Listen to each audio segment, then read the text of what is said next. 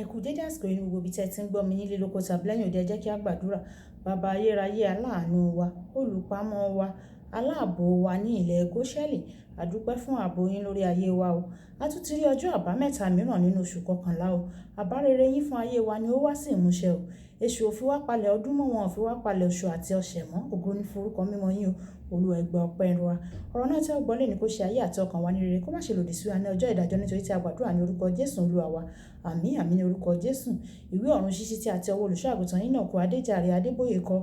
Èní ọjọ́ àbámẹ́ta, ọjọ́ 18 oṣù kẹtàlá. Àkòrí tí a ó gbéyẹ̀wò sọ wípé nípa èso wọn, nípa èso wọn. A mú àkọ́sórí wa nínú ìwé Mátíù orí ìkeje ẹsẹ̀ ìkẹrìndínlógún.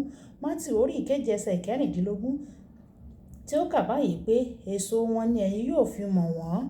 Ènìyàn a máa ká èso àjàrà lórí ègún ọ̀gànbí, tàbí èso ọ̀pọ̀tọ́ lórí ẹ̀wọ̀n. Nígbà tí àwọn ọmọ bíbélì kíkà wá nínú ìwé Mátíù bákan náà orí ìkeje ẹsẹ̀ ìkẹrìndínlógún títí dé ẹsẹ̀ ìkẹtàléníogún.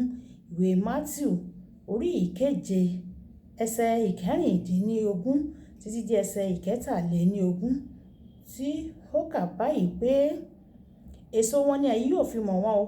Ènìyàn a máa ká èso àjàrà lórí ègún ọ̀gànbí, tàbí èso ọ̀pọ̀tọ́ lára ẹ̀wọ̀n bí.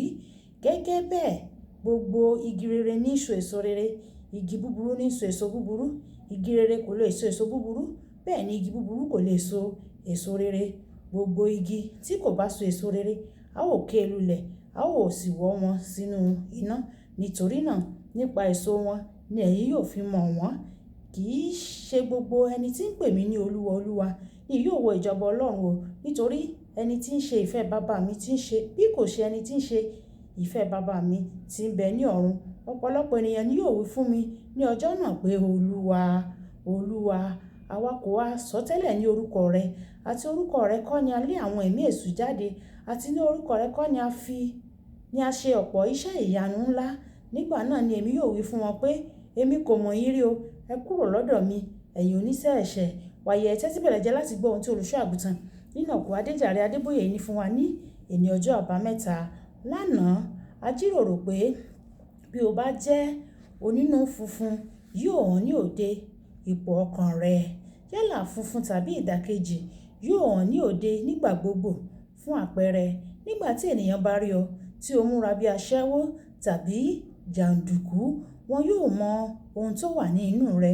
Ọ̀pọ̀ ènìyàn ṣàfihàn ara wọn gẹ́gẹ́ bí ọmọ Ọlọ́run, ṣùgbọ́n wọ́n ń múra, wọ́n ń sọ̀rọ̀ bí àwọn sínú ayé.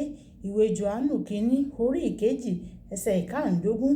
Nígbà tí o bá fẹ́ pe ara rẹ ní ìmọ́lẹ̀, ṣùgbọ́n ò ń wọ aṣọ, ò ń wò orí bí òkùnkùn, a mọ̀ pé kì í ṣe ẹni tàbí ohun tí ìwọ sọ pé o jẹ́ ló jẹ́ o. Ìwé Kọ́ríńtì kejì orí ìkẹfà ẹsẹ̀ ìkẹrìnlá. Ìwé Kọ́ríńtì kejì orí ìkarùn-ún ẹsẹ̀ ìkẹtàdínlógún wípé, nítorí náà bí ẹnikẹ́ni bá wà nínú Kristi, ó di ẹ̀dá tuntun. Ohun àtijọ́ ti kọjá lọ, kíyèsí wọ́n di ọ̀tun. Bẹ̀rẹ̀ láti inú títí dé òde, ohun gbogbo di ọ̀tun. Nígbà tí ènìyàn bá gba Kristi, kì í ṣe ohun gbogbo àyàfi àṣà, ìwọsọ àti ìsọ̀rọ̀. Kì í ṣe ohun gbogbo àyàfi àṣà, ìwọsọ tàbí ìsọ̀rọ̀. Ohun gbogbo, ó túmọ̀ sí ohun gbogbo. Nígbà tí o bá yí padà láti inú, yóò hàn ní gbogbo ẹ̀ka ayé rẹ. Nítorí ìyípadà náà wá láti orísun jíjẹ́ ènìyàn rẹ.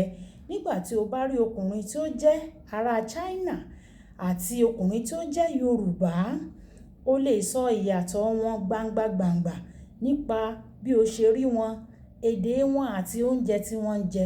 O kò nílò kí wọ́n sọ fún ọ, o kàn mọ̀ látàrí àwọn èso tí o rí lára wọn ni o.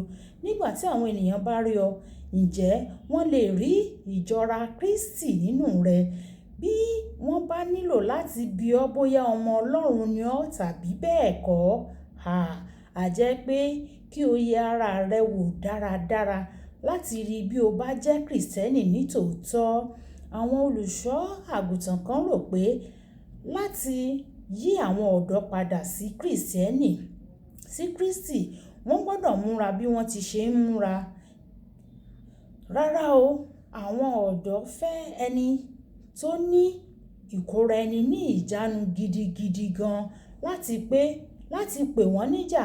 Wọ́n fẹ́ fi ìwà àṣejù ọ̀dọ́ hàn, ṣùgbọ́n pẹ̀lú ìrètí pé pásítọ̀ wọn yóò dá wọn lẹ́kun. Ó ṣeni láàánú pé àwọn ènìyàn tí wọ́n ń wò fún irúfẹ́ ìbáwí bẹ́ẹ̀ náà ni àwọn tó tún wú wọn lórí ìwà tí wọ́n ń ṣe, tí wọ́n ń gbé oríyìn fún wọn. Ṣe àyẹ̀wò bí àwọn ọ̀dọ́ tó jọ pé wọ́n ń wo lẹ́kọ̀ọ́. Ṣe àyẹ̀wò bí àwọn ọ̀dọ́ tó jọ pé wọn ò lẹ́kọ̀ọ́ ṣe ń ṣe pẹ̀lú àwọn tó ní ìbáwí. Ìyẹn yóò rí fún ọ pé wọ́n mọ iyì ìbáwí. Kí ló dé tí o wá fẹ́ dàbí àwọn aláìlẹ́kọ̀ọ́? Ìyẹn gbọ́dọ̀ yí padà. Kókó ọ̀rọ̀: jẹ́ kí àwọn ẹlòmíràn rí Jésù nínú ayé rẹ. Kì í dùn púpọ̀, ṣókí lọ́bẹ̀ oge. Nígbà tí a máa pàdé lọ́la, ìpàdé wa bí oyin. Ó dàbọ̀.